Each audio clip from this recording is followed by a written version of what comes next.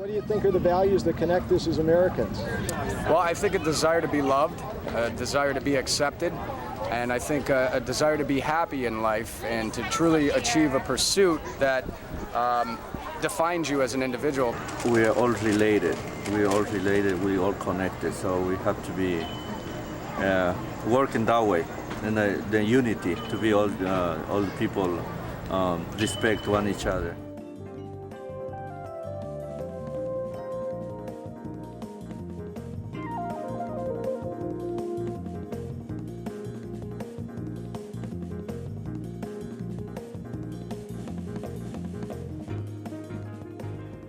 Welcome to Values in Action.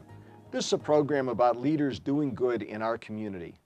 These people define our community by shaping the culture and values that we all live by.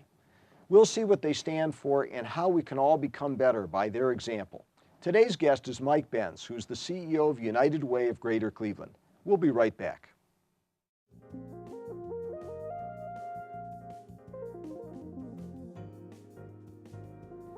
Welcome back to Values in Action. We went out on the streets of Cleveland to ask people what are the values that we stand for and what connects us. Let's see what they had to say. So what do you think are the American values that unite us, that we stand for? Treat others how you want to be treated. Equality and fairness with jobs, with housing, with education. What I've tried to teach my children, what I've tried to pass down to them, is a responsibility and accountability for other people around you, for your community, for the people that you see every day. I think a lot of the women that I see really just want their kids to be loving, honest,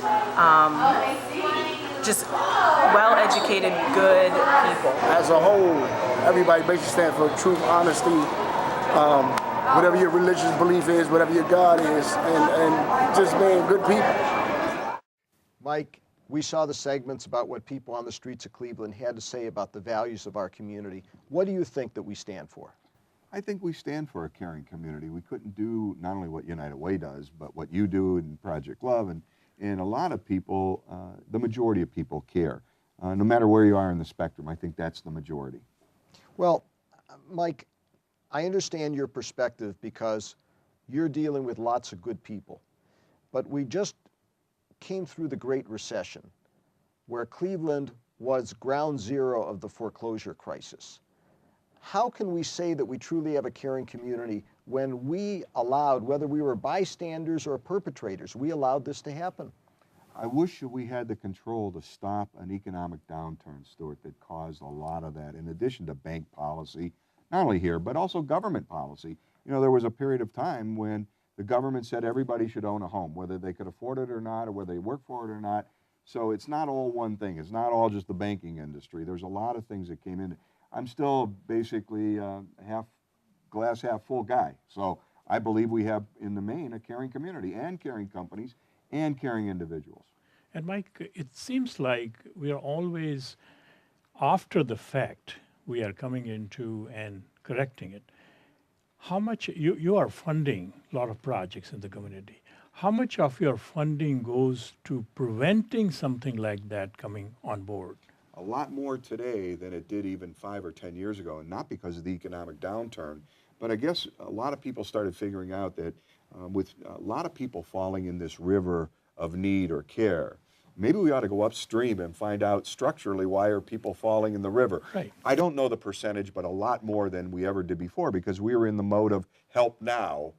So what precisely is being done so that crisis like that or more value-oriented thinking comes into our society? Well, I think it's preventative thinking, partly like early childhood.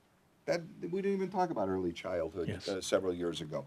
Preparing a child from birth, actually prenatal, where we have the early childhood initiative where they work with the mom and the dad to make sure the house is right or the family is right as the child's being born, and then nutrition plays a role in preparing them for school. We don't have just daycare where it's babysitting. Now they're learning in daycare and they're accountable for the right reasons, not for a state test. Now, learning itself, we have so much emphasis on education. And education is all reading, writing, arithmetic, and science and technology. But this fiasco, financial fiasco, was brought about by highly educated people. And it was a world crisis, so we don't get to wear the jacket by ourselves. It was a world But situation. mostly done by the highly educated people. Sure. So what and was is it missing in that? purposeful, Well, what or is was missing it an in? economic cycle? Well, but my question is different. My question is, what is missing in the education that we are creating these monsters? Reality, living a life. I'm going to not get this right, but Churchill had it right. You make a living by what you get. You make a life by what you give. I think there should be a lot more emphasis on the giving part, the So how do we caring part. teach that to the children? I think start talking about it. Shows like this, Project Love, United Way is changing the conversation. We go to bed at night and wake up in the morning, figure out how people come out, as opposed to just funding a group of agencies by themselves. But You have here- to start somewhere. Well, you know, here we're talking about our actions come after our values, that we had the economic crisis, which was a crisis of values before the meltdown.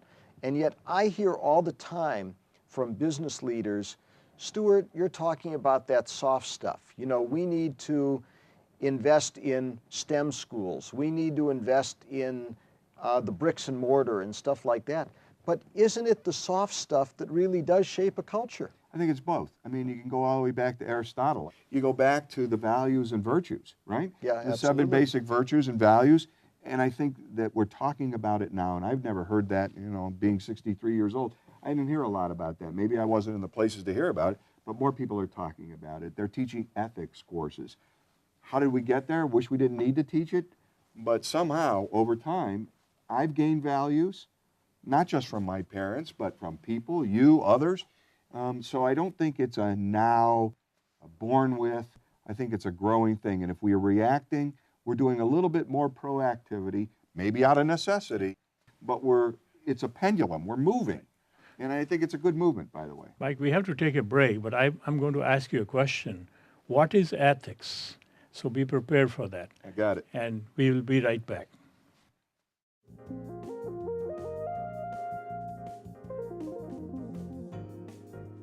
I think by and far everybody's a good person. They're hardworking.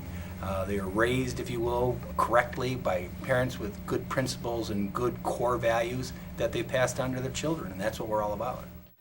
Welcome back. And Mike, I left you with a question. And my question is very simple. What is ethics and how it is important in our going forward in our society?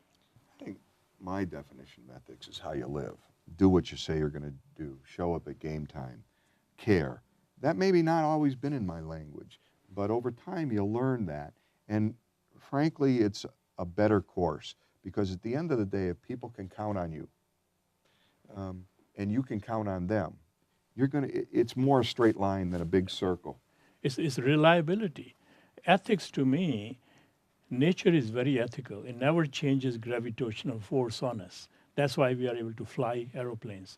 Water always boils at a certain temperature. That's why we have developed science and technology. Now, as a human being, to be successful, we have to be ethical, means reliable. And reliability comes from keeping your promises, fulfilling your promises. That's so fundamental. It is, but we make it complex. Yeah. Even calling it ethics makes it complex. Complex. It's life. It's reliability. It gets back to treating other people the way you would want to be treated. And how far back does that go, Yeah, Stuart? that's and it's to not the beginning of time. you can't say a whole corporation or a whole United Way or a whole Polycarb or a whole Project Love. It's people. It's people. But It is the people. corporation And is not made one out of person, people. Excuse me, Reggie. It's not one person that makes the whole story. And one person changes over time. So that's why you give people a break. You work with people. I know I have let people down in my lifetime, but I'm better now. I'm a better husband. I'm a better dad because I got the exercise long ago about, and not perfection. You strive to deliver. Are you perfect at it? No. But you strive for it. You know, if you care, then you show up at game time. If you pick up the paper in the elevator of your building, okay? Doesn't make any difference whether you're the president or you're the maintenance person. It's about showing up at game time. Is it perfect? No, absolutely Now, not. we have some great leaders in our community, business leaders and social leaders. But we have many of those leaders who don't necessarily return your phone call. So how can we move forward as society when our leaders are not guiding us by those ethical principles? They might talk them, but they're not walking them. I don't think it's everybody. I mean, No, it's not everybody. I could name a lot of names. I think you just do what you can do, and you're a role model. You take responsibility is another word that I don't hear a lot about. You know, it's personal responsibility as well as organizational responsibility. And I basically believe even it becomes a habit.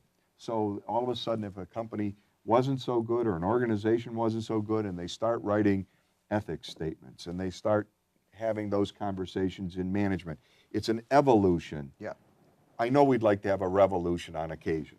How can we have those ethics statements It's and happening. that statement of values and principles for our entire community, Mike? I can only tell you in our organization, we have principles, okay? And those are in the last 10 or 12 years that we actually put them on the walls, what our culture is. We didn't have to do that before, right? Everybody was a neighborhood company, was a neighborhood store, you worked in your area.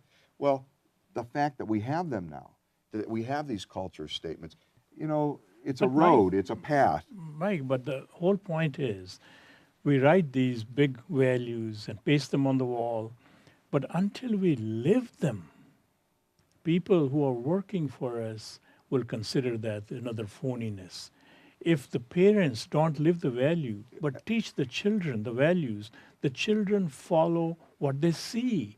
They don't follow what they hear. And to a certain agree with extent, as a community, we're forever children because we're always learning, just as we learn at a very young age from our parents. When we watch other role models in the community, we learn for them. So we're only as good a community as our role models allow us to be to a certain extent. To me, it's do something. And it's about doing something. And I remember very clearly when I was in Danville, Illinois, running a Chamber of Commerce, and our largest member, because I wouldn't give him insider information, he said to me, look, you call us before the board votes on key issues. And I said, I can't do that. The next morning, he dropped all of his memberships but one. I went home, and I said, honey, that's it. Pack the bags. We're out of here. And she said, I didn't marry a loser, a quitter, and I'm not going to be married to a quitter. We're staying. We're going to gut it out. That was a lesson, because I was ready to fold the tent. And yeah, I keep learning it, so I'm not that smart. I keep learning lessons over time. And I think we're on the right path. I think it's a continuum. I think just like education or knowledge, you don't just get a pedigree.